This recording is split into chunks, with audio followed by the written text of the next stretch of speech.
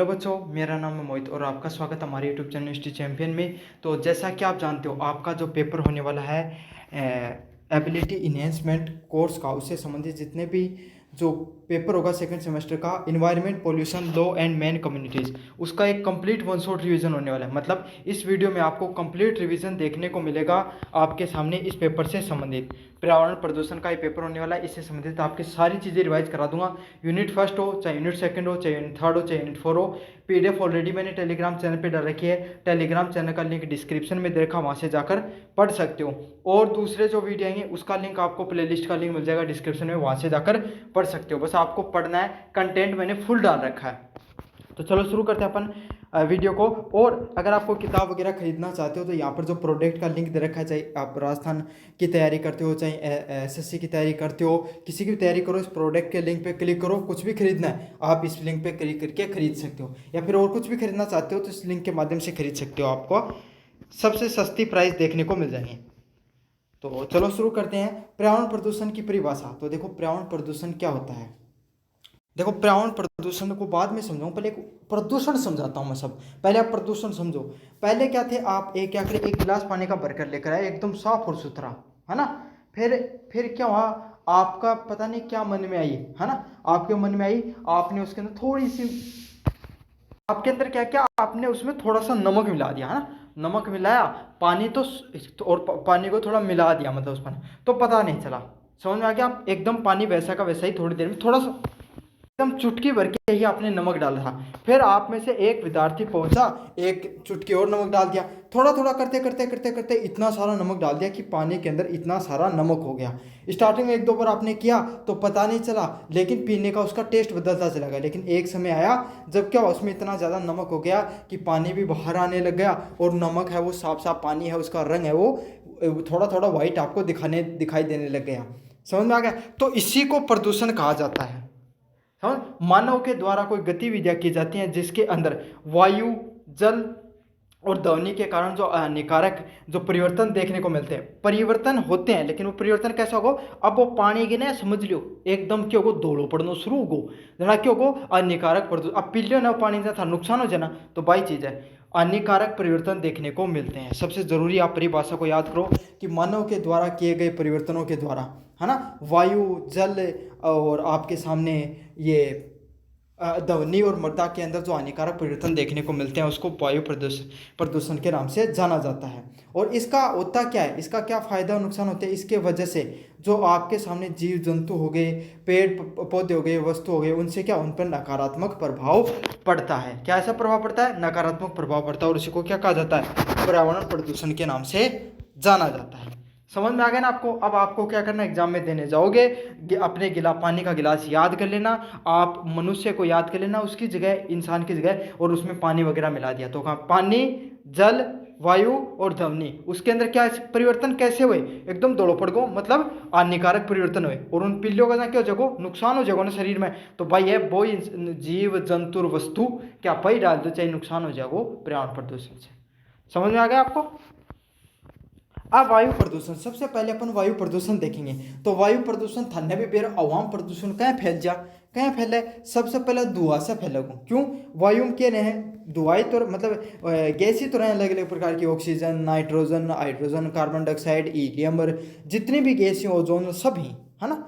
तो वह भाई बात चीज़ क्या है, प्रदूषित होंगे जब उनके अंदर कोई यहाँ की गैस जाके मिल जाएगी जो थोड़ी हानिकारक जाता हुआ है। तो हानिकारक गैस कौन सी है, कार्बन मोनोऑक्साइड, कार्बन डाइऑक्साइड। हानिकारक को नहीं, ये आप जो ये पहले भी मौजूद हैं अपने वातावरण में, लेकिन उनकी मात्रा बढ़ गई। समझ में आ गई ना थारा बात, है ना। तेल जहाँ शरीर में देखो, शरीर में आप तेल खावा, तो तेल खाना अपने शरीर के लिए नुकसानदायक थोड़ी है, फायदेमंद ही है, लेकिन घणो सारो खा जाए जल्दी तो नुकसान हो जाए, डिम्पल पा जाए, पिंपल। समझ में आ गई ना, तो यही फर्क हो जावा है।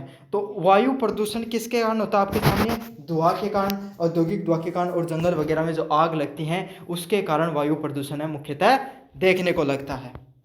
अच्छा, इसके वजह से क्या होता है, चलो ये तो आप कोई भी बता देगा कि वायु प्रदूषण क्यों होते हैं, किसके कारण होता है, लेकिन उसका प्रभाव क्या होगा, उसके वजह से होता है प्रदूषण में क्या हो जाता है, पहली बात तो अस्थमा की बीमारी देखने मिली है आदमी के, है ना।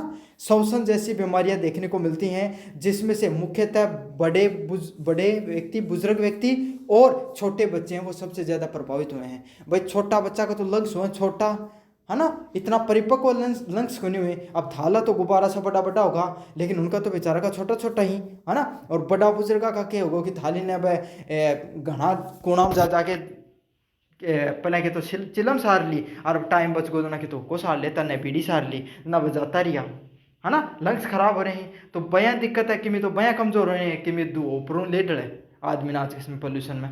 तो यही है एक वजह क्या होगो इंसान का जो अस्थमा और ब्रोंकाइटिस, मतलब ये अपना वो लंग्स में बोलिया करी ही बा बीमारी हो जाया करे। फिर दूसरी के अमल वर्षा हो जाने। अब क्यों है थान बेरो है बाई गिलास वाला एग्जाम्पल समझा तो मैं तुम्हें टेक विज्ञान की भाषा में भी समझा सकूँ हूँ, वो भी समझ लो।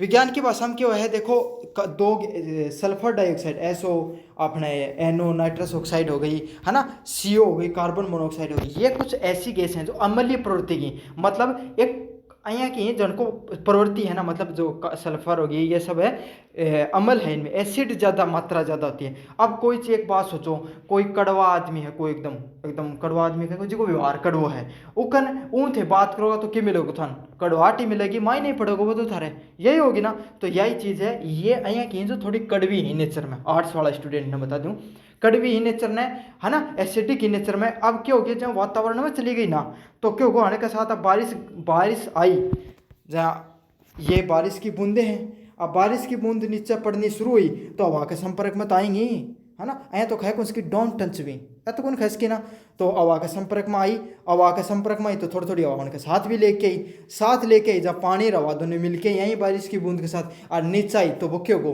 कड़वाहट थी उनके अंदर, तो एसिडिक थी, तो वर्षा भी कैसी होगी, एसिडिक होगी, है ना। तो इससे क्या होती है, अम्लीय वर्षा होती है। अम्लीय वर्षा को क्या नुकसान हुआ है, अम्लीय वर्षा से ये जो तारा जो ताजमहल को जो रंग हो स्वरूप वो पड़ गो पीड़ो, क्यों, क्योंकि अम्लीय क्षरण का कारण है ना, जो अपना पत्थर भी गड़ जाए ही, है ना, ये सब नुकसान देखने को मिलता है। साथ के साथ जो आपके पेड़ पौधे हो गए इन पे भी उल्टो प्रभाव पड़ा बहुत है सुने को, और कि मैं तो थारो ना सुने हो या तो वो कौन कहो बोले पाल रो पानी लागो, अब तो ना जाओ पेड़ो जाओ सुने थारो बाई चीज़ है या वो पाल रो पानी है उन्हीं एसिडिक रेन बोली जा है।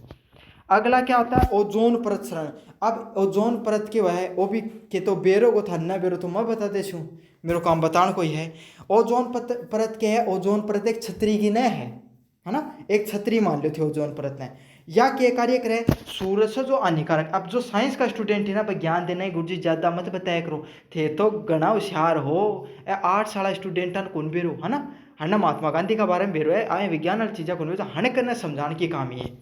और थे भी को गणाशा चार कौन दो चीज़ था एक्स्ट्रा पहले थाने भी कुछ भी नहीं हुआ। अब ओजोन परत एक प्रकार की छतरी गिने है ना। ओजोन परत से क्या हुआ है, ओजोन परत के कार्य कर अपने ऊपर से जो सूर्य की जो किरण आई है ना, यूवी रेडिएशन खतरनाक किरण हुई, बया किरण हुई, त्वचा पर पड़ जाए तो त्वचा खराब कर दिया आपने ठैग उनको के मत आज सूरज में गयो मेरी टैनिंग होगी, सुने अंतर बात टैनिंग उनको जो भी हुआ है, त्वचा अपने जो सेल्स डाई हो जाए ना, अपना काली के ऊपर जाए स्किन सेल डाई हो जाए तो भाई यूवी रेडिएशन का कारण ही हो जाए, है ना। थाला दादा की तो कभी होती कौन थाली जना ही हुआ है। अब क्या हुआ, ओजोन परत के करा, ओजोन ऑक्सीजन का 3 मोलिक्यूल से मिलकर बनी O3 से बन के बनी हुई है। आप जो सांस लें ऑक्सीजन बात तो O2 है, ऑक्सीजन का 2 मोलिक्यूल हुई, मतलब ऑक्सीजन की 2 बूंद मान लो, और या जो ओजोन हो ना या 3 बूंदा से मिलकर बनी हुई है। अब इको क्या कार्य हुआ है, जो ये यूवी रेडिएशन हुआ ना, यूवी रेडिएशन जो खतरनाक हुए हैं बहुत ज़्यादा, हुन क्या कर ले गया छतरी क्या करे बारिश ने रोक लेना अँ या ओजोन परत या रोक ले। अब क्या होगी, अब भया अपना कर्म हा गणा बुरा, तो आपा क्या करो जो फ्रीजर के अंदर CFC डाला ना, क्लोरोफ्लोरोकार्बन या एसिम डालिया कर हाँ, या गैस डलाओ थे, हण से क्या हो गया O3 है ना, O3 या जाती रही, O3 पर कमजोर पड़ गई। अब क्या होगी, आया मान लो बात छतरी बात छनछनी होगी, छनछनी तो समझो हम थे छेद होगा उनके मायने, अब छेद होगा तो क्या होगा बारिश सीधी नीचे आने लगी टपक टपक, यही है यूवी रेडिएशन है भाभी क्या होगी सीधी अपना पृथ्वी पानी शुरू होगी, इससे गर्मी जो अपना पृथ्वी को तापमान भी बढ़ गो, और आजकल कोई आदमी बाहर न चल जाए जना उनका क्या हो जाए टैनिंग हो जाए, और लिख के को नहीं टैनिंग हो जाए, कैंसर हो है डायरेक्ट टैनिंग ही नहीं हुआ है ना।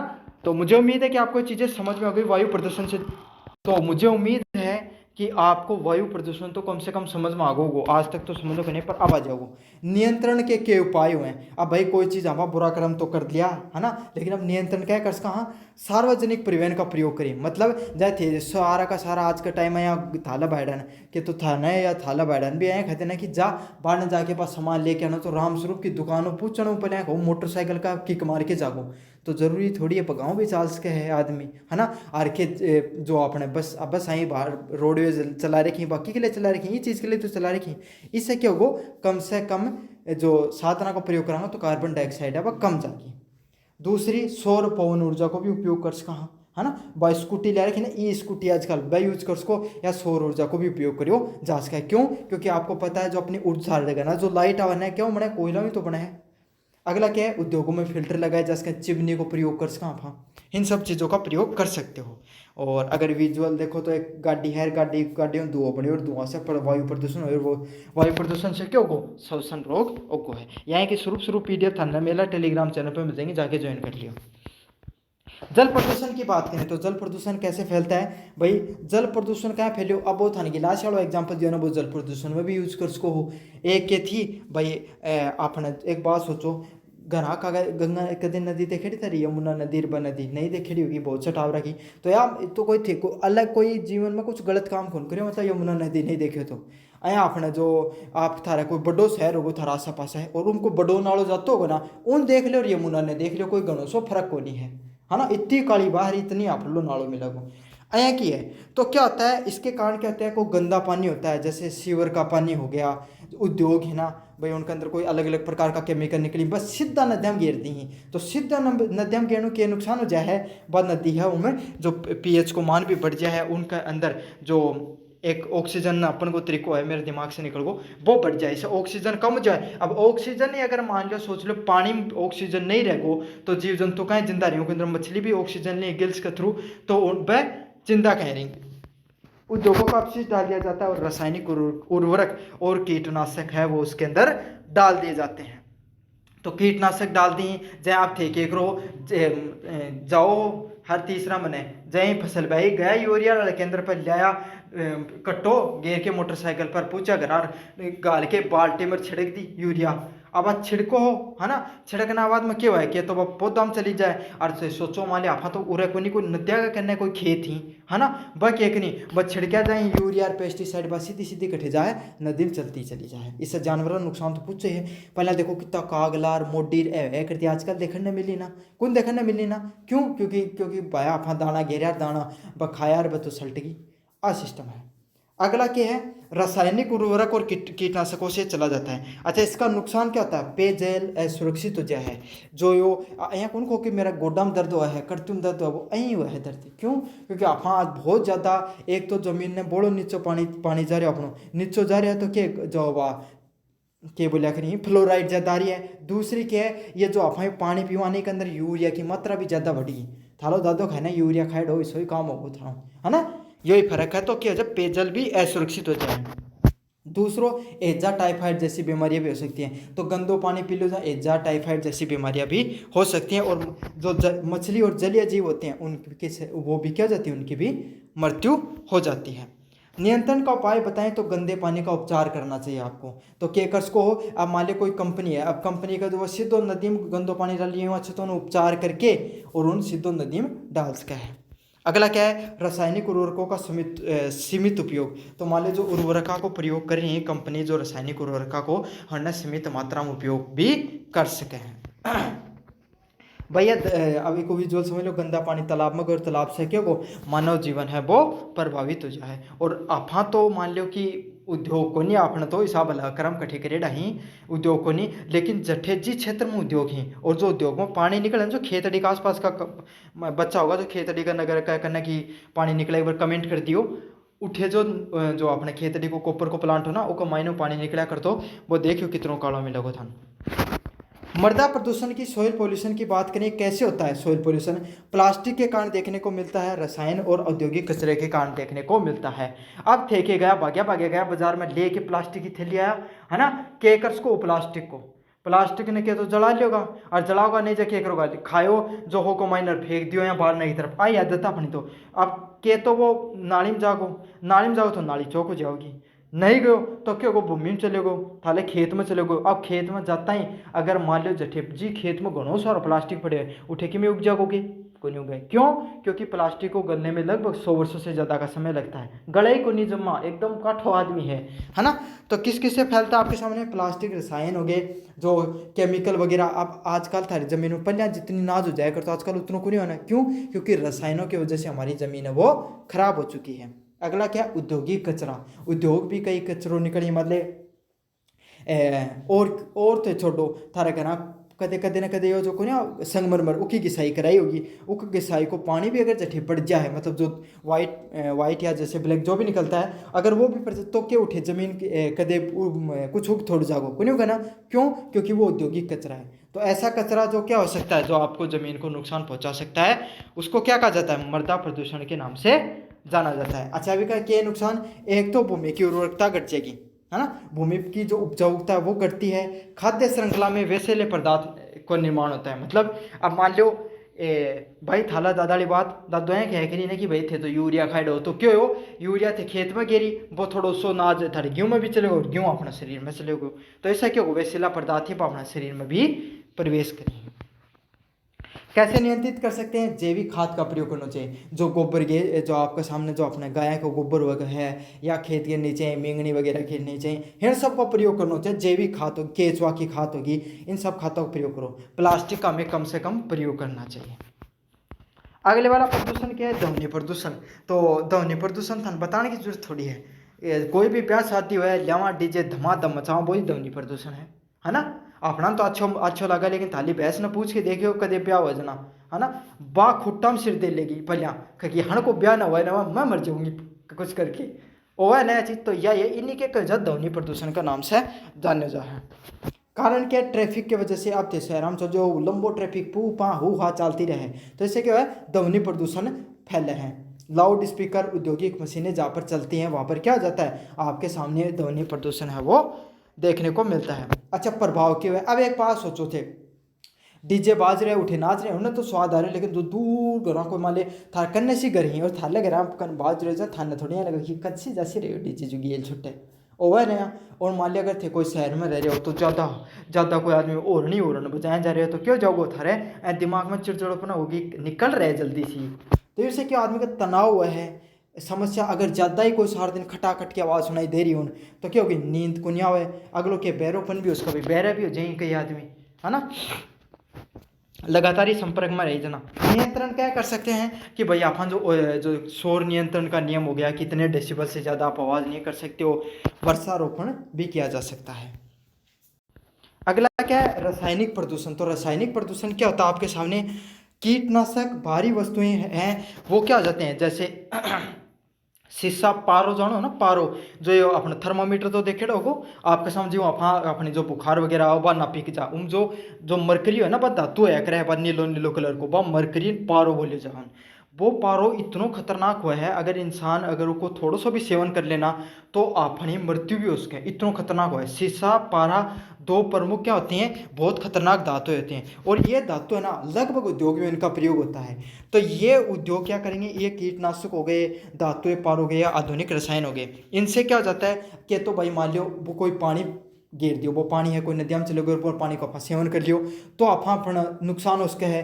पृथ्वी में आप गिर दियो ना जुगो पे और ना जुगेड़ो खा लियो तो भी नुकसान हो सके है। तो यही चीज़ें, इसके प्रभाव से आपको क्या देखने को मिलता है? कैंसर या नसों की बीमारी देखने को मिलती है। आपका परिस्थिति तंत्र, पाचन समस्या, वो उससे संबंधित समस्याएं भी देखने को मिल सकती हैं। नियंत्रण कैसे कर सकते हो? सुरक्षित विकल्पों का प्रयोग करके, मतलब અહીંયા का तरीका अपनाओ जिससे क्या है हमको उपयोग मतलब कम से कम करो जा सका। तो सुरक्षित विकल्प है उनको प्रयोग करके रासायनिक हानिकारक जो रसायन है उनके पर रोकथाम लगा के इन सब चीज़ों पर कंट्रोल करो जा सका है।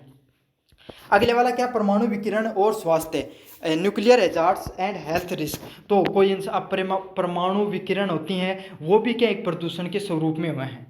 समझो कि सबसे खतरनाक वही होते हैं। किस कारणों से फैल सकता है आपके सामने? बिजली घर। तो बिजली घर में जो रसायन जो आपके सामने जो विकिरण निकलती हैं वो कैसी हो सकती हैं आपके सामने? वो तो परमाणु बिजली घर में आपके सामने जो विकिरणें निकलती हैं वो कैसी होती हैं, वो विकिरणें आपके शरीर के लिए बहुत खतरनाक होती हैं। परमाणु परीक्षण के हो गया, रेडियोधर्मी कचरा हो गया, इससे संबंधित क्या होता है आपके सामने, परमाणु जो कचरा, परमाणु अपशिष्ट हो गया है ना, वो इससे क्या हो सकता है, परमाणु जो आपके सामने प्रदूषण फैलने के कारण रह सकते हैं। अब थे हिरोशिमा नागासाकी जो जापान में, यह कहानी तो सुनी होगी, थाला घर का कनो कि उठे आज भी टाबर जामी पे लंगड़ा लुलाई जामी, सुनी होगी ना, मतलब उनके अंदर कोई विकृति देखने को मिलती है। अहिया की बात है को नहीं, अब बहुत विकसित होगा वह, है ना, लेकिन कुछ समय तक वो प्रभाव उनमें देखने को मिला था। वहाँ पर जो अमेरिका ने बम गिराया था ना, परमाणु बम हिरोशिमा और नागासाकी पर जापान पे, तो उसके वजह से उनमें वो बहुत समय तक कैंसर देखने को मिला था, उनके जो फिजिकल डिसेबिलिटी देखने को मिली थी उनके अंदर। तो इसके वजह से क्या हो सकता है, कोई इंसान को कैंसर हो सकता है, जन्म दोष हो सकता है, मृत्यु दर भी बढ़ कई चीज़ें। दो दुर्घटना मुख्य रूप से देखने को मिली। चोर्नोबिल दुर्घटना 1986 में क्या है, एक यूक्रेन को अंदर परमाणु षड्यंत्र हुआ है, जिसके अंदर जो अणु के अंदर क्या है, टेम्परेचर कंट्रोल करने के लिए राड लगाई जाए कोई दो अलग अलग प्रकार की, वह फेलियर हो जाए, टेम्परेचर बहुत ज़्यादा बढ़ जाए और षड्यंत्र में विस्फोट देखने मिले। तो इससे परमाणु जो विकिरण है वह बाहर फैल जाए और बहुत सा लोगों की मृत्यु जो है। फुकुशिमा क्या है, फूक मार के एक अंदर भी एक जो परमाणु बम में भी फूक के लगी जो 2011 में उठे, जो जापान में बहुत ज़्यादा जो बाढ़ आई थी, वो बाढ़ को पानी को मायने चले गए षड्यंत्र में, और षड्यंत्र में क्या हुआ, पहाड़ को पानी स्थान बेरा जो समुद्र को पानी में नमक की मात्रा ज़्यादा है, एसिडिक नेचर को है, तो रिएक्शन करती मायने जाके वो, और रिएक्शन करने से परमाणु विस्फोट है उसके अंदर देखने मिलो। और जो परमाणु विस्फोट नहीं था, मतलब वो क्या था, उसमें विकिरणें बाहर निकल गई, कंट्रोल नहीं रह पाई वो विकिरणें, तो इस वजह से ये भी आपको देखने को मिलता है। अगला क्या है, ठोस अपशिष्ट कचरा, सॉलिड वेस्ट मैनेजमेंट। तो घना थर को टेलीविजन पड़ो है ना, घना थारा मान लो यो क्या बोले अपनी प्लास्टिक पड़ी है, पुरानी कोई कुर्सी पड़ी है, लौकी, ये सब चीज़ें पड़ी हुई है ना आपके सामने, आप क्या करते हो, उसको काफ़ी अपन के तो लो लकड़ा दे दी, लेकिन काफ़ी ऐसा कचरा होता है कि जहाँ पर जिसको अपन कहीं नहीं बेच पाते हैं, तो उसको क्या कर देते हैं अपन, ऐसे कहीं पर फेंक दिया जाता है, या फिर आपके कोई कचरा डालने की जगह होती है, अपन वहाँ पर फेंक देते हैं। तो इससे क्या होता है, जो शहरी कचरा होगा, घरेलू कचरा, प्लास्टिक वगैरह हो गया, औद्योगिक कचरे हो गए, आपके सामने धातु रसायन, तो इसको भूमि पर अपन डंप कर देते हैं। वो आप देखा होगा दिल्ली में अगर थे पेपर देना होगा गया होगा दे, या फिर लिखे होते दिल्ली डंप फाइल के नाम से आता वो, मतलब कितना बड़ा बताऊँ मैं था, आप मोटा पहाड़ है जयपुर यो झोनाड़ो, ये सभी ऊंचा उठे के कचरा का ढेर लाग रहे हैं, है ना, 3-4 मंजिला मान लो, ये सभी ऊंचा कचरा का ढेर ही किलोमीटर में फैलिया हुआ है कचरा का ढेर है, इतना सोच भी कौन सको थे, लेकिन अँ इतना कचरो उठेगा अँ कोई रखे हुए, तो इससे क्या वो सॉलिड वेस्ट है, रासायनिक कचरो है, शहर से निकले हो, दिल्ली शहर से निकले हो कचरो है ना, इससे क्यों है एक और भी हुई मान लीजिए वो कचरों के करके अपनी पृथ्वी ने नुकसान पहुंचा रहे हैं, पर्यावरण ने भी प्रदूषण कर रहे हैं, है ना, उससे बारिश के बाद में जो पानी निकल के जो आसपास में फैल जाए उससे भी नुकसान हो चीज़। तो यो भी क्या सॉलिड वेस्ट होता है, जो ठोस कचरा अपशिष्ट होता है, ये भी नुकसान पहुंचाने का कार्य करता है। नियंत्रण उपाय के बारे में बात करें, कचरे का पृथक्करण करना, जैसे सूखा और गीला कचरा होता है, इसको अपन अलग अलग करके रख सकते हैं। जैसे आप जो गीला कचरा होगा इसको अपन, जो घर का कचरा होगा इसको तो अपन डंप करके वहीं पे गलने के लिए छोड़ा जा सकता है। अगर सॉलिड कचरा होता है उसको अपन रिसाइकल करने के लिए बेच सकते हैं, रिसाइकल भी कर सकते हैं, जैविक खाद बन सका है ना, प्लास्टिक को कम से कम प्रयोग कर सका है। अब पर्यावरण से संबंधित प्रमुख केस स्टडियों की बात करें तो सबसे ज़्यादा आपको त्रासदी देखने को मिली थी, वो कौन सी थी, भोपाल गैस त्रासदी है 1984 के अंदर वो आपको देखने को मिली थी। उसमें क्या हुआ था, एक यूनियन कार्बाइड नामक एक जो रसायन बनाने वाली, जो यूरिया बनाने वाली एक कोई फैक्ट्री थी, उसके अंदर क्यों गैस हवा रिलीज हो गई थी। समझ कौन सी गैस हुई थी, इंपॉर्टेंट है, याद कर लेना, मिथाइल आइसोसाइनाइड नाम की गैस थी, वो रिलीज हुई थी। और सुबह सुबह का समय था, सभी लोग सोए हुए थे, और क्यों हवा चलती है और वो सब कहीं फैल जाती है, जो व्यक्ति उसके संपर्क में आए सभी लोग मृत्यु हो गई। गंगा प्रदूषण, अब थाने बेरो गंगा नदी की तीक स्वरूप है वो थाने बेरो है, तो यह भी बहुत ज़्यादा प्रदूषण का कारण है। दिल्ली वायु प्रदूषण, तो दिल्ली का जो प्रदूषण है जिसमें आपके सामने सीएनजी है, सीएनजी की बसें वगैरह चलाई जा रही हैं और ओड इवन पॉलिसी चलाई जा रही है। तो ये तो अब क्विक रिवीजन तो कोई देखने की जरूरत को नहीं, मैं बता दिया था ना। अगले की तरफ बढ़े अपन यूनिट नंबर 2 की तरफ, जलवायु परिवर्तन क्या हुआ है। तो जलवायु परिवर्तन क्या होता है, जो जीवाश्म के जो ईंधन होता है, जैसे मथन वो कौन बताया, पानी पानी में अपन नमक मिला दियो तो पहले पानी धोलो और फिर कहीं को लगो सफेद कलर में लगो, और मर जमा कोई आदमी को और मन में वो माटी मिला दी, बोले ले ली माटी मिलाई जा क्यों एकदम वो मिट्टी के कलर का हो गया, तो एकदम उसका रंग बदल गया ना। तो इस प्रकार से ऐसे अपन ज़्यादा छेड़खानी करते रहते हैं जो अपनी जलवायु है उसके साथ, तो क्या हो जाता है उसके अंदर भी कुछ परिवर्तन देखने को मिलते हैं। अब माटी मिला तो देर वो माटी मिलाए तो पानी पी लोगा तो क्या जाओगा, बीमार होगा। तो वही चीज़ है, बीमारी तो देखने मिलेंगे कोई इंसान के साथ छेड़छाड़ करूँगा तो यही छेड़छाड़ मनुष्य ने किसके साथ की, जलवायु के साथ की। तो उसमें क्या हो गया, परिवर्तन देखने को मिले और वो हमें क्या नुकसान पहुँचा रहे हैं। पहला क्या है, जीवाश्म ईंधन, कोयलों को पेट्रोलियम को इसका आपने बहुत ज़्यादा उपयोग किया। औद्योगिक क्रांति आई, औद्योगिक क्रांति से क्या हुआ, आपके सामने जो बिजली है उसकी खपत बढ़ी, और खपत बढ़ी तो क्या हुआ, कोयले का ज़्यादा उपयोग बढ़ा, अपन जो वाहन है साधन का उपयोग करने लग गए। इससे भी क्या हुआ, कार्बन डाइऑक्साइड है वो भारी मात्रा में अपने जलवायु में पहुंची। अगला क्या है, वनों की कटाई। जो वन है पहले देखो कितनी हरियाली देखने मिला करती, अब हरियाली तो आस पास से देखने मिले, लेकिन पेड़ा का रूप में तो बहुत कम होगी है ना, हरियाली बहुत कम होगी ना। तो यही है कि जो पास जो पेड़ पौधे थे उनको काट काट कर अब हमने बड़ी बड़ी बिल्डिंगों का निर्माण कर दिया है। अगला है औद्योगिक उत्सर्जन करना। जो उद्योग हैं, अब आपके सामने जो उद्योग हैं वो भाई जैसे जैसे जनसंख्या बढ़ी, औद्योगिक क्रांति बढ़ी, उद्योग भी बढ़ते चले गए। तो उद्योग बढ़े तो इससे क्या, वहाँ से जो कार्बन डाइऑक्साइड है भारी मात्रा में निकला, ऊर्जा की खपत बढ़ी तो वहाँ से भी निकला। तो इससे क्या हुआ, जो आपके जो जरूरी कोई कार्बन डाइऑक्साइड ही निकली हूँ, carbon monoxide, sulphur dioxide, nitrous oxide, जय की इंडस्ट्री हुआ वह को धुआं निकला है ना। तो इससे क्या जाता है, औद्योगिक उत्सर्जन से भी जलवायु के अंदर जो आपकी वायु है उसके अंदर प्रदूषण देखने को मिला। अब क्यों है, देखो मैं 2 मिनट और था टाइम लूँगा, बहुत अच्छो कॉन्सेप्ट सर समझ में आगो जलवायु प्रदूषण को। देखो ओवे के अपना जो एक आया समझ कमरो है ना, एक कमरो है।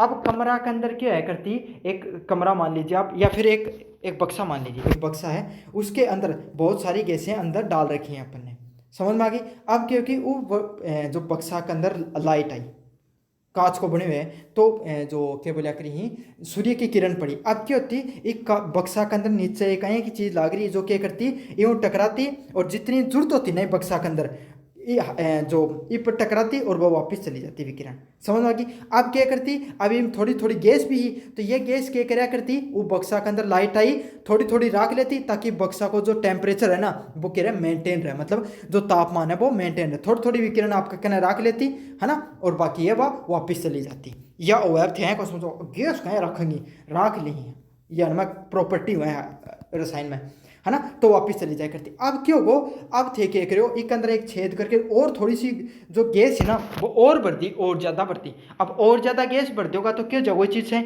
अब और ज़्यादा विकिरण कैप्चर होंगी भाई, और ज़्यादा विकिरण रख जाएंगी है ना।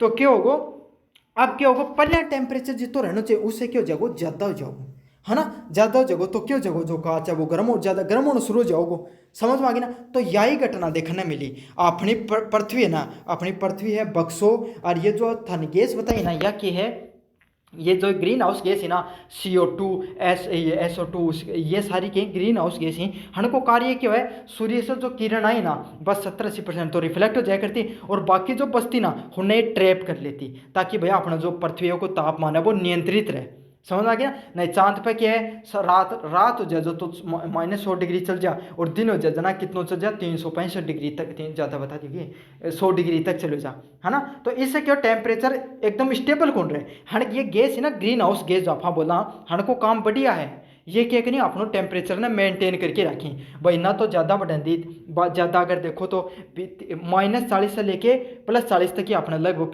पूरी पृथ्वी पर तापमान देखने मिला है ना, कठे कठे ज़्यादा बढ़ा है। तो इससे क्या है, ये ग्रीन हाउस कंट्रोल कराया करती, लेकिन अब क्या करो आप हण की मात्रा बढ़ा दी क्या उद्योगों के द्वारा, तो अब क्या होगा, अब जो पृथ्वी को तापमान बढ़ना शुरू होगा।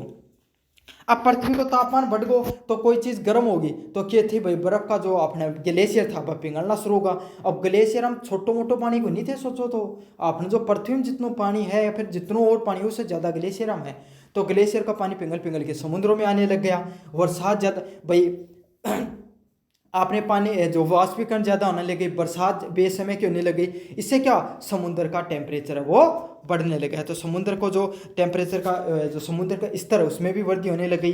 अनियमित वर्षा और बाढ़ देखने को मिलती है। अब थे काफ़ी बार ऐ कौन खाने लग जाएंगे कौन सा टाइम की वर्षा होने लगी, टाइम में तो मैं कभी देखिए को नहीं वर्षा, है ना, ये आपको सुनने को मिलता है ना। तो ये क्यों हो रहा है, क्योंकि जलवायु परिवर्तन देखने को मिल रहा है। आज के समय आप अगर अपन सही से एनालिसिस करोगे तो पहले जो फसल आप एक समय पहले 1 महीने पहले बोते थे ना, आजकल वो 1 महीने बाद में बोने लग गए। अपन 1 महीने का डिफरेंस है वो लगभग अपनी जलवायु में देखने को मिल रहा है ना। कृषि पर प्रतिकूल असर पड़ रहा है। तो अपनी तो सारी फसल क्या पर डिपेंड है। 80% लोग हम थे वीडियो देख रहा होगा कृषि करता होगा, 80% का के एक ही फसल यहाँ पर तो जो बारिश हो जावा अब बड़ी ये टाइम वाली, तो अगर नहीं हुई जना क्यों जागो ज़्यादा होगी, जब भया नुकसान हो जाए, नहीं हुआ तो भया नुकसान जगो, तो कृषि पर भी बहुत ज़्यादा असर देखने को मिलता है। वैश्विक तापमान की बात करें अपन, वैश्विक तापमान क्या है, पृथ्वी के वायुमंडल में ग्रीन हाउस गैसें जैसे CO2, CH4 और NO2 की अधिकता के कारण तापमान बढ़ता है। तो मैंने बता दिया था ना आपको, ये वही गैस है जो गिलास के अंदर आप गैस डाल रखी ना, वह कौन सी थी, carbon monoxide, methane gas, nitrous oxide. ये वो गैसें हैं जो पृथ्वी पर क्या करती हैं, जो सूर्य की विकिरण है उनको कंट्रोल ट्रैप करके वातावरण को नियंत्रित करने की कार्य करते हैं। तो ये ज़्यादा होने से क्या हो जाती है, हमारे जो पृथ्वी है उसका तापमान बढ़ जाता है। इससे क्या हो गया, आपके सामने जो ग्लेशियर पिघलते हैं, समुद्रों में तूफान देखने को मिलते हैं और गर्मी की लहरें, जब पहले लू चालिया करती है, आजकल क्या चलने लगी, हीट वेव चलने लगी, सुने बोलते है ना। कदे भी मौसम विभाग ने दी चेतावनी हीट वेव चलने की संभावना, पहले कदे आज 2-3 साल पहले सुने होगी थे हीट वेव, आजकल ही चलने लगी है। इससे क्या होगा कि जो मतलब लू तो पहले भी चला करती, गर्मी पहले भी होती, लेकिन एकदम जो मतलब भीषण गर्मी देखने मिला है उनके बोले जाए वो गर्मी की लहरों के नाम से जाना जाता है। नियंत्रण का उपाय क्या कर सकते हो भाई, ज़्यादा पेड़ पौधा लगाओ। अब एक सड़क है जिसका किनारा पेड़ पौधा लागने बथन उसको तापमान देख लियो, और एक देख लो जठे कोई भी पेड़ पौधा ना नहीं लाग रहे, उस सड़क को तापमान देख लियो कि तो अंतर मिलेगा ना। क्यों, जो पौधे होते हैं वो क्या करते हैं, आपको जो हीट है उसको ऑब्जर्व करने का कार्य करते हैं। अंतर्राष्ट्रीय समझौते हैं, क्योटो प्रोटोकॉल और पेरिस एग्रीमेंट को हमें मानना चाहिए, जिसमें क्या कर रखा है कि हमें इतना ही तापमान बढ़ाना पड़ती है, को उस पर नियंत्रण की बात कर रखी है। ओजोन परत क्षरण की बात करें, ओजोन लेयर डिप्लेशन की, किस कारण होता है ओजोन परत का क्षरण, वो आपको देखने को मिलता है क्लोरोफ्लोरोकार्बन, हैलोन गैस हो गई, इन सब गैसों के कारण निकलने के कारण आपको ओजोन परत है उसका डिप्लेशन है वो देखने को मिलता है। प्रभाव की बात करें तो आपके सामने जो हानिकारक बेराबिंगनी की किरणें हो गई भाई, यूवी रेडिएशन ही ना वही है ना। इससे क्या मैंने बताया था ना, ओजोन लेयर व छतरी है, वह छतरी में छेद होना शुरू हो, क्यों हो, क्योंकि जो गैस में CFC गैस होया करती, क्लोरोफ्लोरोकार्बन हो गई, उसके अंदर आपके सामने वो उसने छेद कर दिया, वो धीरे धीरे पतली हो गई, तो पतली होने के कारण सीधी यूवी रेडिएशन अपनी पृथ्वी पर आ रही हैं।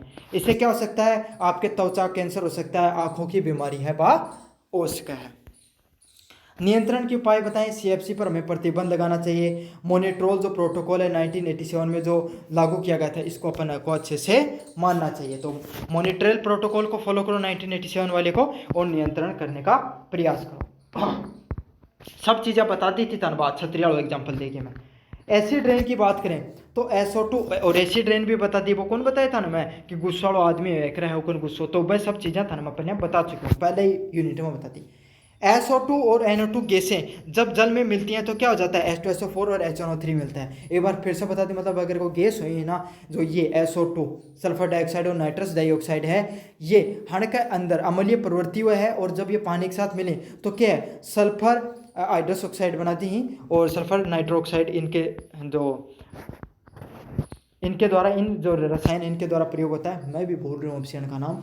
इसके प्रभाव से क्या देखने को मिलता है, इनके फसलें नष्ट होती हैं भाई। मथान बताया पाल रो पानी जब थे फसल और कदे कदे शुरुआत की बारिश हुआ है जना कौन की पाल रो पानी लागू, अब पत्ता पीला होना शुरू हो गया इनका, तो वो पाल रो पानी क्यों है आपका सामने अम्लीय वर्षा के रूप में जाने जा है। अया कौन को जब पहली वर्षा हम नानो इंसान की जो ये फुंसी वगैरह हो गया आपके सामने, आपको कोई त्वचा से संबंधित रोग हो गया, वो सही हो जाता है। क्यों जो है, क्योंकि अम्लीय वर्षा, और अम्लीय वर्षा से त्वचा है को ऊपर अगर मान लो कोई बैक्टीरिया वगैरह था बाकी हो जाए नष्ट हो जाएंगी, तो इससे क्या आपके सामने। और इमारतें भी क्षतिग्रस्त होती हैं, क्योंकि मार्बल वगैरह को सबसे ज़्यादा नष्ट कौन करता है, अम्लीय वर्षा ही नष्ट करती है। जल स्रोत सारे अम्लीय हो जाते हैं, जितने भी जल के स्रोत आपके आसपास में वो सारे अम्लीय प्रवृत्ति के हो जाते हैं। इसका नियंत्रण कैसे कर सकते हैं, आपको स्वच्छ ऊर्जा का प्रयोग करो, मतलब आपके सामने ऐसी ऊर्जा का प्रयोग करो जिसमें कम से कम कार्बन डाइऑक्साइड, कार्बन मोनोऑक्साइड उसका उपयोग में हो। प्रदूषण नियंत्रण के उपाय आपके सामने, जो भी आप वाहन का प्रयोग कर रहे हो। अगले कुछ पर्यावरण से संबंधित कानून है, बड़े बड़े इंपॉर्टेंट कानून है, इनको तो रट ही लेना। इन्वायरमेंटल प्रोटेक्शन एक्ट 1986, पर्यावरण प्रदूषण 1986 का कानून बनाया गया। इसमें सरकार ने क्या एक पहली बार 1986 के अंदर पहली बार नियम बनाया कि जो भी किसी भी प्रकार का पर्यावरण प्रदूषण होगा उसको नियंत्रण करने के लिए उद्योग हो गए, आपके सामने जो गाड़ी वाहन हो गए, है ना, इन सबको प्रदूषण नियंत्रण पर कार्य करना होगा, है ना। तो इन सब चीज़ों पर पहली बार ये कानून बनाया गया। Air prevention and control pollution act 1981 में, इसमें क्या है, वायु प्रदूषण रोकने हेतु सीपीसीबी और एसपीसीबी की स्थापना की गई। तो ये आपके सामने वायु प्रदूषण को रोकने के लिए 2 कंट्रोल बोर्ड का निर्माण किया गया। Water prevention and control of pollution act 1974, तो जल स्रोतों को प्रदूषण से बचाने के लिए आपके सामने water prevention and control board की शुरुआत की गई 1974 में। अगला क्या है, वाइल्ड लाइफ प्रोटेक्शन एक्ट 1972, तो वन्य जीवों की रक्षा हेतु, वन्य जीवों की रक्षा और राष्ट्रीय उद्यान अभ्यारण्यों को निर्माण की रक्षा हेतु 1972 में निर्माण किया गया कि भाई जो जैसी जहाँ पर बहुत ज़्यादा जंगल देखने को मिलते हैं, वन्य जीव रहते हैं, उनसे संबंधित आपके सामने उनके कंट्रोल करने के लिए 1972 में क्या बनाया गया, आपके सामने वाइल्ड लाइफ प्रोटेक्शन एक्ट 1972 बनाया गया। फॉरेस्ट कंजर्वेशन एक्ट 1987, तो वनों की कटाई पर नियंत्रण करने के लिए, वनों को संरक्षण करने के लिए आपके सामने फॉरेस्ट कंजर्वेशन एक्ट है वो 1980 में उसका बनाने का कार्य किया गया। अच्छा, इसमें क्या बात कर, अलग अलग प्रकार के जो अंतर्राष्ट्रीय समझौते भी है, तो कुछ अंतर्राष्ट्रीय समझौते हैं जिनसे क्या आपके सामने जो ओजोन परत है उसमें शरण देखने को मिल रहा है, इन सब चीज़ों पर नियंत्रण का कार्य किया गया। तो इसमें पहला कौन सा है, मॉन्ट्रियल प्रोटेक्शन 1987, तो जो मॉन्ट्रियल के अंदर जो प्रोटोकॉल है उसको यूज किया गया, प्रोटेक्शन का नाम है प्रोटोकॉल। एक मॉन्ट्रियल नामक जगह है, वहाँ पर प्रोटोकॉल किया गया, समझौता किया गया 1987 में, जिसमें क्या था कि ओजोन लेयर है, देखिए कि भाई एक वो नासा है, आपने क्या करी, एक तस्वीर जारी करी थी जिम क्या दिखाया, तो अंटार्कटिका जो जगह है ना, जहाँ बर्फ रहे उठे उसके ऊपर जो ओजोन परत है जो आप थोड़ी पतली हो रही है, बात दिखाई गई, कंपैरिजन करेगो पिछला 200-300 साल जना क्या करेगो, मॉन्ट्रियल प्रोटेक्शन 1987 में आपके सामने एक समझौता किया गया। इसमें क्या था, ओजोन लेयर को बचाने के लिए जो क्लोरोफ्लोरोकार्बन है ना, उसको प्रतिबंधित कर दिया गया। तो आजकल जो फ्रिज वगैरह उसके अंदर ये नहीं डाली जाती है, तो इसलिए अब ओजोन से संबंधित जो समस्या थी वो तो धीरे धीरे सोल्व हो गई है।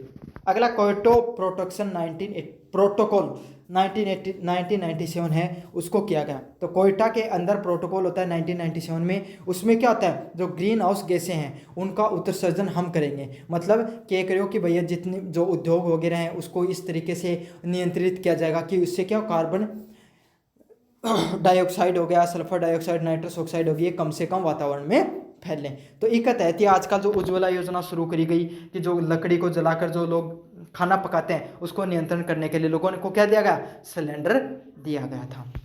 किसके तहत है पहल, क्योटो प्रोटेक्शन के तहत ये पहल की गई।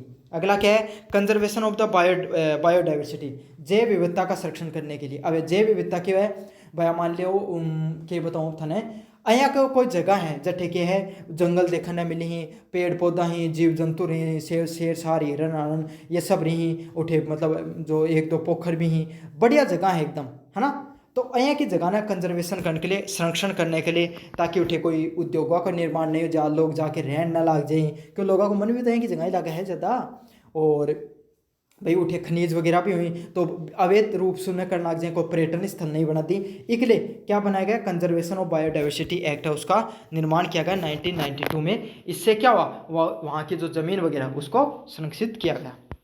अगला क्या है, केमिकल वेपन कन्वेंशन CWC 1997 में। अब क्या हुआ, द्वितीय विश्व युद्ध हो गया, प्रथम विश्व युद्ध में क्या किया गया, रसायनों का उपयोग किया गया, मनुष्य पर रसायन छिड़के गए। जैसे सबसे जो वियतनाम युद्ध हुआ था अमेरिका और वियतनाम के बीच में, वहाँ पर वहाँ पर क्या था, वियतनामी युद्ध था शायद, कमेंट अगर गलत हो तो मुझे कमेंट बॉक्स में बता देना एक बार। वियतनामी देश था, वहाँ पर उन दोनों के बीच में युद्ध हुआ था। तो वहाँ पर क्या किया था, जो अमेरिकी लोग हैं ये घना बहुत शाना ही, दूसरा नहीं ज्ञान दी, इनका कर्म बहुत बुरा ही है, क्या करो उठे बहुत ज़्यादा रसायन गिराया था, तो इससे क्या मनुष्य का शरीर पर वो पड़ता तो वह गल जाया करता। तो ऐसे जो केमिकल वेपन है इनको बनाने के लिए, ताकि इससे क्या हो, जो पर्यावरण होता है उसको भी प्रदूषित होता है, इसके लिए 1997 में समझौता किया गया कि हम इस प्रकार के रसायनों का कभी भी उपयोग नहीं करेंगे और ना ही इनका निर्माण करेंगे। प्रकृति संरक्षण और आदिवासी अधिकार, natural reserve and tribal rights. तो आपको पता है जैव संरक्षण करना जरूरी है भाई, जैव विविधता बचाना जरूरी है, लेकिन आदिवासी लोग ये बताओ हमेशा उठे रहता रहे ना भाई जंगला के अंदर, तो हुन का भी अधिकार है ना बचाना जरूरी है। इसलिए क्या करेगा, अलग से अधिनियम बनाया गया।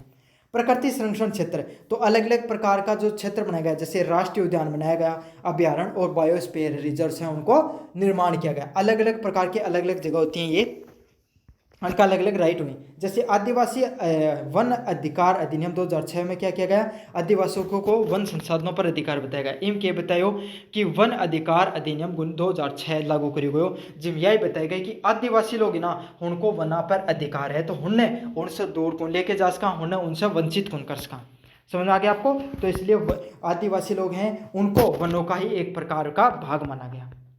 अगला क्या है, मानव वन्य जीव संघर्ष। तो क्या है, अब मान लो एक बात सोचो, जो पहले जंगल होया करता तो जंगल में जानवर हो जाया करता, और तो इंसान ने ज़्यादा दिक्कत कोई नहीं। एक चित्ता को एग्जांपल ले लो, तो ठीक है कि भाई मान लो उन पहले जो हिरण वगैरह मिल जाया करती तो वह खा लेता है ना, उठे पर्याप्त जानवर है, और भाई हर जो जानवर को फिक्स क्षेत्र है, इस क्षेत्र में वो और कोई ना कोई नहीं। अब क्या हो रहा है, इंसान मकान बना लियो, तो अब क्या रखो उनका क्षेत्र में, भाई उनका क्षेत्र में आदमी है वो थोड़ी है उनका क्षेत्र में, है ना, तो वो क्या हो घर में घुस जाओ, तो इससे क्या होगा, नुकसान उसका है। तो यही बताया जा रहा है कि जो जीव जंतुओं के क्षेत्र में हम घुसे हैं वो हमारे क्षेत्रों में नहीं घुसते हैं। तो इसी को क्या बोला जाता है, मानव और वन्य जीव का संघर्ष बोला जाता है। अभी तेलंगाना में थोड़े से दिन पहले वो वनों की कटाई की जा रही थी, आपने वीडियो देखा था ना जिसमें जेसीबी को उठा दिया था साथी ने, वो वीएफएक्स था फिर रियलिटी, लेकिन वो देखने को मिल रही थी कटाई उससे संबंधित।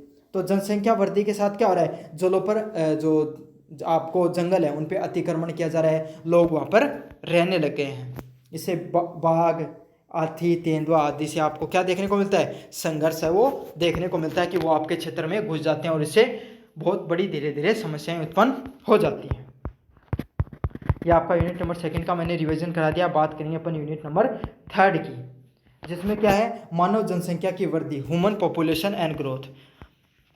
मानव जनसंख्या क्या, देखो पहले एक बात देखो, पहले थारो दादो है करता हूँ, तो पहले थारो दादो एक लोहो, है ना, अब कई दादा के नाम पर तो डाणी बन गई, समस्या यह हो रही है ना। आज और ज़्यादा साल पुरानी बात को नहीं, 100 साल पहले कोई दादो आयो बच्चे और पूरी डाणी हो रही है, हाथ उठे, तो अं एक ही पहले एक थार दादो है, फिर वो 2 और बेटा आया, उकत थे 4 होगा, तो इस हम बढ़ तो जा रही है ना जनसंख्या। तो यही है, इन्हें क्या बोले जा, जनसंख्या को विस्तार बोले जा है। यह चीज़ मैंने कोई गणित बताने की जरूरत नहीं है, तो सबने पता है। तो आज के समय में आपको क्या देखने को मिल रहा है, जो हमारी जनसंख्या है उसमें तेजी से बढ़ाव देखने को मिल रहा है, जो हमारी जनसंख्या वो बहुत तेजी से बढ़ रही है। अब क्या है, पहले एक छोटा सा एग्जांपल देखो, पहले मान लो पहले थारे घर में क्या था, सिर्फ 2 ही आदमी हैं या 4 आदमी मान लो, तो 4 आदमी है, तो 4 आदमी ने भाई अदबद मान लो, तो 15 रोटी एक टाइम की बोली, 14-15 रोटी बोली है। अब क्या होगा, अब आदमी होगा 10, तो कितना खाना चाहिए, अब वही कितना चाहिए, पहले जितने खा रहे हैं तो 30 रोटी चाहिए ना, तो ना ज़्यादा लाग रहे हैं। तो इससे क्या होगा, एक उदाहरण बताया मैंने, ऐसा नहीं होता है लेकिन उदाहरण के रूप में चीज़ों को समझिए आप। तो इससे क्या होता है, संसाधनों पर दबाव पड़ रहा है। अब संसाधन के मान लो थे 32 रोटी तो खा रहे हो, 32 रोटी क्यों बने, गेहूँ, और गेहूँ किस कहाँ उत्पादन, खेत में, और खेत में जब उसको उत्पादित करोगे तो पानी लगता है ना, उसमें लगता है ना, तो संसाधन पे आया दबाव। तो यही चीज़ है कि पानी ज़्यादा खर्च हो रहा है, और पानी कितने निकाला, भूजल से निकाल रहा है, ज़मीन से निकाल रहा है, वो नीचे जाया जा रहे हैं। तो यही चीज़ है कि जो संसाधन होते हैं उन पर लगातार दबाव है वो बढ़ता जा रहा है, जनसंख्या वृद्धि का। ज़्यादा शहर बनते हुए दिखाई दे रहे हैं आजकल। आस पास का कोई शहर देख लो आप, उसमें कितनी तेज़ी से विस्तार हो रहा है उसका। पहले शहर 4 दुकान है करती है, आज देखो शहर कितना आगे निकले। औद्योगिकरण देखने को मिल रहा है, इससे क्या होता है, प्रदूषण है वो बढ़ता है। क्यों, अगर भाई जनसंख्या है, उसको खाने पीने के लिए संसाधन भी चाहिए, चीज़ें भी चाहिए, और उसका निर्माण करने कौन करते हैं, उद्योग, और उद्योग निर्माण करते हैं तो प्रदूषण भी बढ़ता है। पर्यावरण पे क्या प्रभाव पड़ता है जनसंख्या वृद्धि के कारण, वनों की कटाई होती है, एक तो वन कटते हैं, जल एवं वायु प्रदूषण देखने को मिलता है भाई, जो एक तो पानी को प्रदूषण हो जाओ, वो दूसरा जल का प्रदूषण भी देखने को मिलता है। अगला क्या है, जैव विविधता की कमी। इसके साथ पहले क्या होता था आपके सामने, जो भाई जंगल रहा करता, जानवर रहा करता, खूबसूरती रहा करती, वह खूबसूरती कौन, बस इंसान वाली खूबसूरती बच रही है अब तो, है ना। तो क्या जैव विविधता वो भी समय के साथ नष्ट होती जा रही है। मानव स्वास्थ्य पर प्रभाव, ज़्यादा जनसंख्या होने के कारण क्या है, सभी लोगों को पर्याप्त रूप से खाना नहीं मिल पाता है, स्वास्थ्य सुविधाएं नहीं मिल पाती हैं। इस वजह से क्या हो जाता है, कुपोषण देखने को मिलता है। कुपोषण है, कु प्लस पोषण से याद कर लो। कु मतलब नहीं और पोषण मतलब खाने पीने की वस्तु है ना। पोषण मतलब पोषक तत्व है। तो नहीं होंगे तो इंसान क्या हो जाएगा, कुपोषण। दोनों प्रकार का, को गणो मोटो को भी कुपोषण मान्य जा, कोई गणो पतलो को भी कुपोषण ही मान्य जा। संक्रामक रोग माने फैलते हुए दिखाई देते हैं, जैसे कोरोना जैसा रोग था, है ना। आज के इसमें हर तीसरे दिन वायरल आ जाती है, हर तीसरे दिन नए वायरस आ जाते हैं। तो क्या हो जाते हैं भाई, बहुत सारे लोग होंगे तो संक्रमण जल्दी से फैल जाता है, तो ऐसे क्या जाते हैं, संक्रामक रोग हैं वो भी फैलते हैं। और मानसिक तनाव है, मानसिक तनाव तो देखो ज़्यादा इंस्टाग्राम रील देखने मिल रहे हैं, चाहे थे झूठ बोलो चाहे सच बोलो, तो मानसिक तनाव वो भी देखने को मिलता है। क्यों? क्योंकि आज के समय कंपटीशन बढ़ गया है। पहले आज के समय देखो हर युवा है, पहले कोई भी आदमी है कर तो कदे थार पिताजी ने पूछो, पहले 23-24 साल की उम्र तक तो सोचता कि अपना जीवन में करना क्या, तो बहुत छोटी उम्र में कमाना शुरू कर देता, या सोचता रामू के अपन जीवन में कराएंगे। अब आजकल का टापर 10वीं क्लास में बाद में ही, और पहले उन्हें कोचिंग में गा लेगा, बोलो नीट की तैयारी कराओ, हन्ना बोलो कया को तो 8वीं क्लास हुई तैयारी शुरू कर दी, तो वो बच्चा बेचारे खेलने की उम्र रह कहाँ गई है ना। पहले स्कूल में जाएंगे और बाद में ट्यूशन पर जाएंगे और कठे जाएंगे, तो इससे क्या जाता है, बच्चे का जो स्वास्थ्य है उस पर विपरीत प्रभाव है वो देखने को मिलता है। इससे क्या मानसिक तनाव भी बढ़ता है। अब बात करें कार्बन फुटप्रिंट क्यों है। अब था ना उदाहरण से समझाऊंगा। पहले फुटप्रिंट क्यों है, पदचिन्ह तो बोला जाए ना। अब आए तो कोई कार्बन गैस भी होती है, कार्बन से कंपोनेंट भी बनते हैं। तो कार्बन खुद का आपका कोई जूता पहन रखा है, पग टेक तो जा रहे है, आया को नहीं हुआ ओके हुआ है। आपको एक उदाहरण से समझाओ, एक बिस्कुट है, बिस्कुट का जब निर्माण हुआ है ना, तो बिस्कुट का निर्माण कैसे होता है पहले उसको समझेंगे, फिर कार्बन फुटप्रिंट को समझाऊंगा आपको अच्छे से। सबसे पहले क्या हुआ, एक बिस्कुट बनाने वाली कंपनी थी, वो रामलाल नाम को किसानों ने जाके बोलियो कि रामलाल बात है खेत तेरे 100 बीघा खेत है ना, और सारा बाग गेहूँ मैं लेके जाऊंगा। रामलाल लाजियो को, और रामलाल भाई हुआ है खेत में के गेहूँ। तो उसने जब जैसे गेहूँ को उगाया, तो उसने गेहूँ को उगाता है वो, तो वो क्या करता है, उसके अंदर उर्वरक भी डालता है, उसके अंदर डालता है क्या, पानी भी उसके अंदर खर्च होता है। तो जैसे उर्वरक और पानी उसने डाला, तो इससे क्या आपके सामने एक तो जो संसाधन थे आपके जल वाला, और दूसरा आपके सामने जो संसाधन था और जो ये रसायन थे, उससे क्या जल प्रदूषण देखने को मिला। तो इससे क्या आपका कार्बन फुटप्रिंट है वो बढ़ा। फिर क्या है, वो कटाई कराई भाई उनकी, तो क्या है कटाई कराई जना मशीन चली, उससे क्या थोड़ा बहुत प्रदूषण देखने मिलो। अब रामलाल का मान लो 100 बीघा खेत में जितना भी गेहूँ या वह भर के कट्ठे गया, कंपनी में गया, तो कंपनी में गया तो इससे क्या जो भाई गाड़ी चली उनमें भी थोड़ा कार्बन निकलो, तो उससे भी क्या कार्बन है वो वातावरण में गयो। फिर क्या है, वो कंपनी में चले गए कि धुलाई होके निर्माण करियो को, बिस्कुट को निर्माण करियो। पूरी प्रक्रिया में जब निर्माण करियो तब क्यों बिजली भी चाहिए, बिजली में तो चल रहा है मशीन सारी, तो बिजली क्यों बने, कोयला बने, और कोयलों क्या करो, कोयलो जले जना क्यों जा धुआं फैला, तो इससे भी कार्बन अपना वातावरण में गयो है ना। फिर क्या, उसको आपने बिस्कुट बना लिया, बिस्कुट को पैक किया, तो प्लास्टिक से किया जाता है, प्लास्टिक से किया तो उससे भी अगर उसको बाहर वेस्ट किया जाएगा तो उससे भी कार्बन निकलेगा, कार्बन फुटप्रिंट पड़ता है। और फिर जब उसको आपको आपकी दुकान तक पहुंचा और आपने खाया तो उससे भी क्या होता है, कार्बन फुटप्रिंट होता है। समझ में आ गया ना आपको। जैसे जैसे वातावरण के अंदर कोई भी गतिविधियों के द्वारा, कोई वस्तु के द्वारा निर्माण में, उसके उपभोग में कितना कार्बन है हम वातावरण में छोड़ते हैं, उसी को क्या बोला जाता है, कार्बन फुटप्रिंट को नाम से जाना जाता है। समझ में आ गया अच्छे से हर चीज।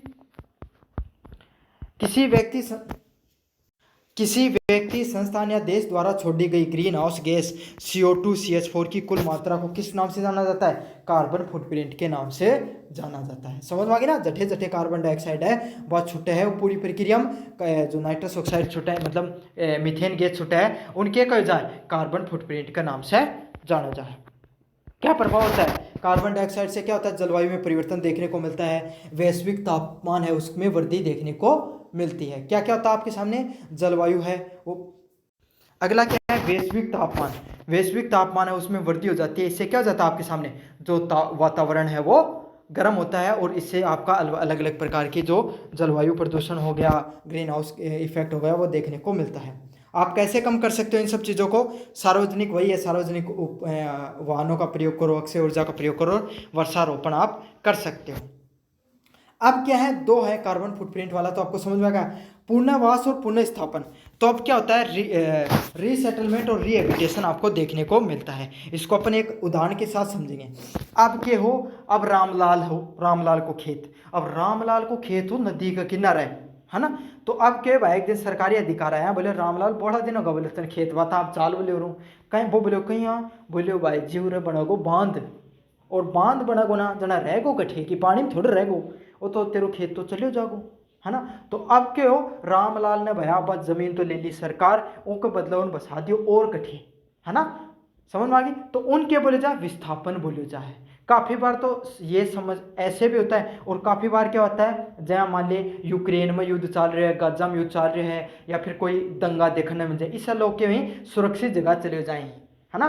जैसे आपके सामने बांग्लादेश वाले घुसपैठियों का अपना मुद्दा चलता रहता ना, तो वो क्या जाते हैं, वहाँ के रोहिंग्या हैं उनको परेशान कर दिया था, वो कुछ भारत आ गए, कुछ बांग्लादेश चले गए, म्यांमार के रोहिंग्या वो, है ना, तो कुछ बांग्लादेश आ गए, कुछ यहाँ पर आ गए। तो इससे क्या हो जाता है आपके सामने, उसी को विस्थापन व पुनर्वास के नाम से जाना जाता है, उसको विस्थापन के नाम से जाना जाएगा। तो क्या होता है, बड़े बड़े प्रोजेक्ट जैसे बांध का निर्माण हो गया, खनन हो गया, उद्योगों के कारण लोगों को क्या कर दिया जाता है, उस जगह से विस्थापित कर दिया जाता है, उस जगह से उनको हटाकर किसी दूसरे जगह पर रहने के लिए जगह दे दी जाती है। तो इससे क्या हो जाता है, इससे लोगों के घर भी चले जाते हैं। खेती की जमीन में रामलाल को घर गए और चली गई खेती, तो गो दुनिया को नुकसान। और क्योंकि रोजगार है, उसका रोजगार क्या था, खेत था भाई, वो भी उसका चला गया। तो इससे क्या, उदाहरण से समझो, जमीन सरकार देती है हर चीज़, लेकिन मुख्यतः घर, खेती और रोजगार का नुकसान देखने को मिलता है। अच्छा, और तो सब चीज़ ठीक है, मान लिया आदमी रहे हैं, घर खेती तो और मिल जाए, लेकिन सेंस करती है, मान लीजिए गांव में रिया कर, तो अब वो गांव का सारा लोगों ने अलग अलग जगह जमीन दी, अब मैंने शहर में बसा दिया, तो जो गांव में जो जहाँ की संस्कृति बस शहर में को नहीं ना, है ना। दूसरा अगर कोई स्टेट में बसा दिया तो वहीं आप दिक्कत है। तो संस्कृति का संतुलन भी आपको देखने को मिलता है।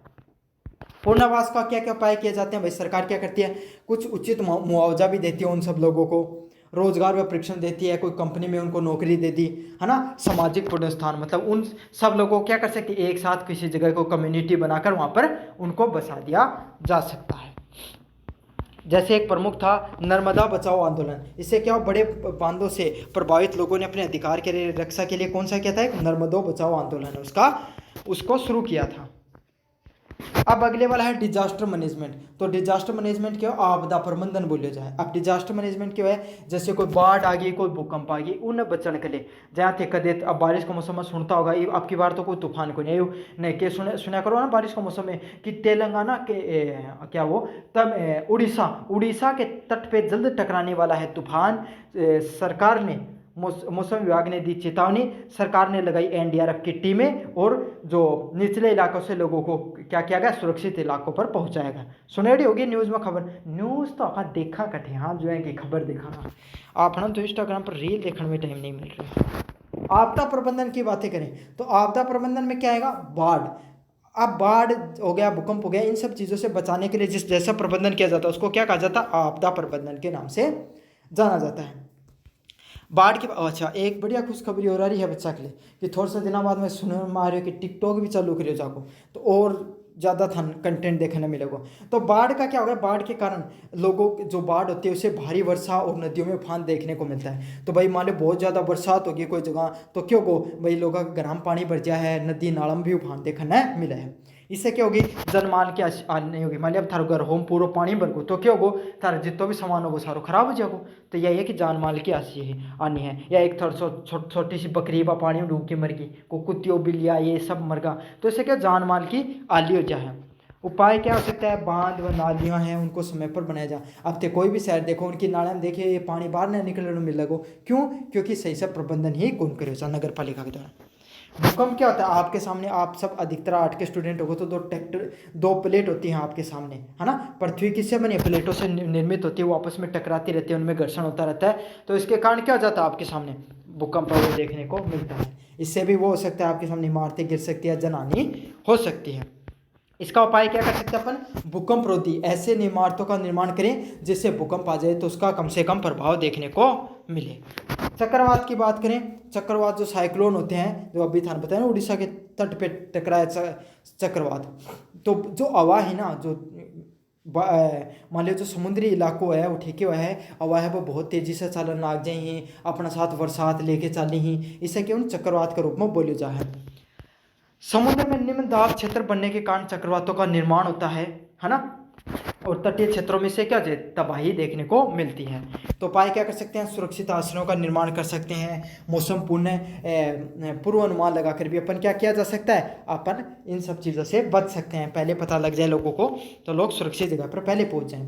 लैंडस्लाइड की बात करें तो आपके सामने भूस्खलन हो गया, पहाड़ गिर जाए ना, जो जम्मू कश्मीर में खास करके यह समस्या देखने मिला कि पूरे पहाड़ है वो विस्थापित होकर गिर गए। आपको मान लिया कोई गाड़ी पे गिरा है, कोई मान लिया घर पे गिरा है, तो वो हो जाता ना। जो जगह भी थी थोड़े दिन पहले अपने कहाँ पर, वो कौन सी जगह थी, हिमाचल प्रदेश में, जाके पूरे के पूरे गाँव को खाली करवा लिया गया था, उनके घरों में दरार वगैरह आने लग गई थी। तो यही हो जाता है, वहाँ पे जो पूरे पहाड़ कट कट के गिरना शुरू हो जाते हैं। सड़क, रेलवे, जनमाल है वो उसकी हानि देखने को मिलती है, और वर्षारोपण है और सुरक्षित निर्माण उससे संबंधित आपको देखने को मिलता है। पर्यावरण आंदोलनों की बात करें, जो पर्यावरण को बचाने के लिए अलग अलग कुछ प्रमुख आंदोलन किए गए जो आपके सब्जेक्ट में, वो कौन से हैं। पहला है चिपको आंदोलन। कौन सा आंदोलन, चिपको आंदोलन। जहाँ था नाम है चिपको मतलब चिपक जाओ। तो के उत्तराखंड में वनान बचाने के लिए महिला ही पुरुष के क्या पेड़ा का चिपक गया था, तो के लोग उन्हें काटना आ रहा था, इसे बोन बचा लीजिए। अपना खेजड़ली आंदोलन था ना, वो सेम टू सेम ही है। इससे क्या होगी, वनों की कटाई को रोकने के लिए महिलाएं और पुरुषों ने जो पेड़ है वो उनके चिपक गई थी, और इससे चिपको आंदोलन बनता है। अगला मूवमेंट है साइलेंट वैली मूवमेंट। तो साइलेंट वैली यार, देखो नाम साइलेंट है लेकिन जगह बहुत चहचाती है। यह केरल में एक जगह है जठे बहुत ही खूबसूरत है, जठे पशु पक्षियों के लिए, वन्य जीव के लिए सबसे बढ़िया जगह मानी जा है साइलेंट वैली। तो उठे क्या है, उठे भी जो वर्षा वन है उनकी मतलब उद्योगा के लिए कटाई की जा रही थी, तो उन्हें बचाने के लिए इस साइलेंट वैली मूवमेंट की शुरुआत की गई। राजस्थान में बिश्नोई समाज, तो आजकल बिश्नोई समाज और क्या के लिए पॉपुलर हो रहे हैं, लेकिन पहले वो क्या के लिए पॉपुलर हो अपने वन्य जीव संरक्षण के लिए। वो क्या करते थे, प्रकृति में और वन्य जीव संरक्षणों के लिए सबसे ज़्यादा प्रसिद्ध थे। खेजड़ली के पेड़ हो गए, उसके रक्षा के लिए आपको पता है खेजड़ली जो मूवमेंट हुआ था, जिसमें क्या किए थे, बहुत सारे लोग हैं वो अपने खेजड़ी के जो पेड़ थे उनके चिपक गए थे, और उनसे आपके सामने उन काफ़ी लोगों को नरसंहार भी हुआ था, और उन्होंने खेजड़ी पौधों को भी बचाया था। अगले वाला क्या है आपके सामने, नैतिक पर्यावरण नैतिकता क्या है भाई, आपने भी कोई भी इंसान की नैतिकता भी हुआ है पर्यावरण बचाने की। तो इससे क्या हुआ है, हिंदू धर्म की संस्कृति है, तो आपने बेरों को तुलसी होगी, वटवृक्ष होगी, नीम का पेड़, सबकी आप क्या करना, पूजा करी जा है ना। कुछ जानवर की भी आपने पूजा करी जाए, गाय है उसकी पूजा की जाती है, और अलग अलग धर्म में अलग अलग की जाती है। मुस्लिम धर्म में भी करते हैं, हिंदू धर्म में भी, ईसाई, सब धर्म में कोई ना कोई ऐसा एक प्रमुख जो जानवर होता है जिसकी पूजा की जाती है। और हिंदू धर्म में तो खास करके हर देवता का एक अलग अलग आपके सामने क्या बना रखा है, एक जानवर है वो उसका वाहन है, और उसके रूप में उसकी पूजा की जाती है। जैसे नदियाँ, पेड़ हो गए, पशु हो गए, उनकी पूजा की जाती है। जैन धर्म में क्या किया गया, जैन धर्म में ये लोगों को उपदेश दिया गया कि आप अगर पेड़ पौधों को भी काटते हो, किसी निर्जीव वस्तु को भी काटते हो, तो उसको भी क्या माना जाता है, अहिंसा माना जाता है, कभी उनको भी नुकसान नहीं पहुंचाना चाहिए। बौद्ध धर्म में करुणा और पर्यावरण संरक्षण की बात की गई, और सिख धर्म में प्रकृति संतुलन की बात की गई। तो सभी अलग अलग धर्मों में क्या बताया गया, अलग अलग धर्मों में अलग अलग तरीके से पर्यावरण को बचाने के बारे में बताया गया। अन्य संस्कृति की बात करें, पश्चिमी संस्कृति में सस्टेनेबल डेवलपमेंट पर विचार किया गया। तो सस्टेनेबल डेवलपमेंट क्या हो गया, ऐसा डेवलपमेंट जिसका आपको विकास किया जाए तो आपका विकास भी हो और आने वाली जनरेशन उनका भी विकास देखने को मिले। 4 नंबर यूनिट की तरफ, इसमें क्या पर्यावरणीय संसाधन और दस्तावेजों से संबंधित है। आपको फील्ड पे जाकर सारी चीज़ों को देखना है। तो इसमें क्या करना आपको उद्देश्य, कहीं भाई आप अगर कहीं घूम फिर के कोई भी क्षेत्र का देख रहे हो कि उसमें क्या क्या कमियां हैं, तो इसका उद्देश्य क्या है, किसी क्षेत्र में जाकर प्राकृतिक संसाधनों का अध्ययन करना व रिकॉर्ड रखना को भाई मुख्य उद्देश्य इस कार्य का, फील्ड रिपोर्ट का। इसमें क्या कर सकते हो आप, कोई जाओ और नदी देखो, जैसे अपने क्षेत्र में आपके आसपास के क्षेत्र में, बैसाखाटी क्षेत्र में कौन सी है, काटली नदी, आप जाकर देखो काटली नदी क्यों नहीं आ रही है, आपको पता चलेगा कि भाई वहाँ पर कुछ बांधों का निर्माण कर लिया गया, बड़े बड़े खड्डे बना दिए गए हैं बजरी उद्योग के कारण, है ना। तो इससे क्या रही है, आप काटली नदी नहीं आ रही है। वन देखो, आपके आसपास में जो क्षेत्र है, वन क्षेत्र है, वहाँ पर जाकर आप देख कर आओ कि वहाँ पर कैसा है, वनस्पति है वो, वहाँ पर वनस्पति किस प्रकार से है, जीव जंतु हैं वो किस प्रकार से, आपको जो सामने जो जीव जंतु है वो उनकी स्थिति कैसी है, तो इन सब चीज़ों को देखना चाहिए आपको। शहरी क्षेत्र, ग्रामीण उद्योग और कृषि क्षेत्रों का भ्रमण करके आप क्या क्या देख सकते हो। तो क्या देखोगे, शहरी क्षेत्रों में आप देखो कि प्रदूषण है, ट्रैफिक है, ठोस कचरा समस्या है वो कितने। तो देखोगे शहरों में आप देखोगे जगह जगह पे आपको कचरे के ढेर लगे हुए मिलेंगे, है ना। ट्रैफिक की समस्या देखने को मिलेगी, इससे क्या जो शोर प्रदूषण है वो देखने को मिल रहा है। काफ़ी जो वाहन है उससे प्रदूषण जो है, उनका जो प्रदूषण है वो बहुत ज़्यादा फैलता है, उनको बहुत पुराने वाहन होने के कारण। रूरल क्षेत्र, ग्रामीण क्षेत्र में आप क्या देखोगे, परंपरागत खेती की जा रही है पुराने तरीके से, खुला मतलब इससे क्या हो जाता है, सिंचाई वगैरह से बहुत ज़्यादा जल का शोधन हो रहा है। जल का उपयोग क्या हो रहा है, भूजल का ज़्यादा उपयोग किया जा रहा है, उचित मात्रा में उपयोग नहीं किया जा रहा है। तो अपन क्या कर सकते हैं भाई, जो बूंद बूंद सिंचाई का भी उपयोग किया जा सकता है। अगला क्या, औद्योगिक क्षेत्र। उद्योगों में जाकर देखा आपने, वायु और जल प्रदूषण देखने को मिलता है। समझा, उद्योगों से क्या निकलता है आपके सामने, जल प्रदूषण है वो होता है, और वायु प्रदूषण भी आपको देखने को मिलता है। कृषि क्षेत्र में क्या हो गया, कृषि क्षेत्र में आप देखोगे उर्वरक हो गए, कीटनाशकों के उपयोग से अलग अलग प्रकार का आपके सामने क्या होता है, अलग अलग प्रकार का प्रदूषण है वो देखने को मिलता है।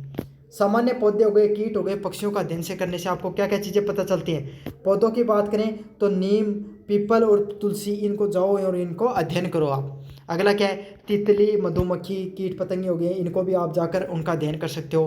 पक्षी हैं, कौवे, तोता हो गया, मोर हो गया, इनके बारे में आप अध्ययन कर सकते हो। इनका क्या क्या देख सकते हो, इनका आकार कैसा है, कल रंग कैसा, आवाज़ कैसा और कैसा इनका बिहेवियर है। अगला क्या है, शहरी, ग्रामीण व उद्योगों कृषि क्षेत्र के भ्रमण में आपने आपको इसका तो बता दिया मैंने। अगला बात करें कीट की, जो पशु पक्षी थे इनका देखो, देखो हर पक्षी का अलग, तितली का अलग आकार है, अलग रंग है, अलग आवाज़, रहती वो कहाँ पर है, व्यवहार उसका अलग है। ऐसे कीट पतंगों का अलग अलग है। तो सभी का आपको व्यवहार के बारे में पहचान करना है, और इससे संबंधित पर्सन भी देखने को मिलेंगे आपके सामने। अगला क्या है, प्रदूषण के स्रोत। तो क्या है, औद्योगिक कचरा निकलता है, घरेलू कचरा हो गया, रासायनिक कचरा, तीनों के तीनों प्रकार के कचरों में क्या अंतर है, उनको आपको कहाँ कहाँ पर डंप करना चाहिए, इन सब चीज़ों को आपको अध्ययन करना है। इसमें क्या अध्ययन करोगे, मानव स्वास्थ्य पर। अब औद्योगिक कचरे का मानव स्वास्थ्य पर क्या प्रभाव पड़ रहा है, घरेलू कचरे का क्या प्रभाव पड़ता है, और रासायनिक कचरे का क्या प्रभाव पड़ता है। अब इसमें सबसे खतरनाक कौन सा होता है, रासायनिक कचरा है, उसका सबसे ज़्यादा मनुष्य के स्वास्थ्य पर प्रभाव पड़ेगा।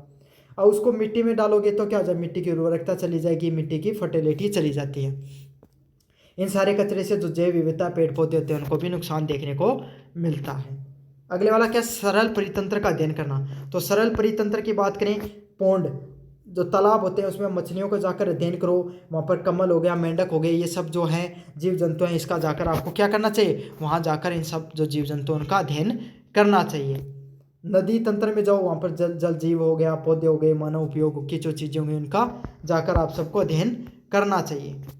फॉरेस्ट इकोसिस्टम है, वहाँ पर आपको पेड़, जंगली जानवर, पशु पक्षियों का अध्ययन करो। तो इन सब चीज़ों पर आपको जाकर अध्ययन करना है। इसके पर्सन ज़्यादा इंपॉर्टेंट है, तो जब मैं पर्सनों वाला वीडियो करूँगा तो ये खास करके ये चैप्टर उसको पहले करवा दूँगा। तो यह आपके सामने पूरा का पूरा environment, pollution, law and human communities से संबंधित पूरा पेपर था। इसका कंप्लीट रिवीजन मैंने करा दिया। एक वीडियो और 2 से 3 वीडियो और देखने को मिलेंगे, अच्छे से पढ़ लेना इनको। धन्यवाद।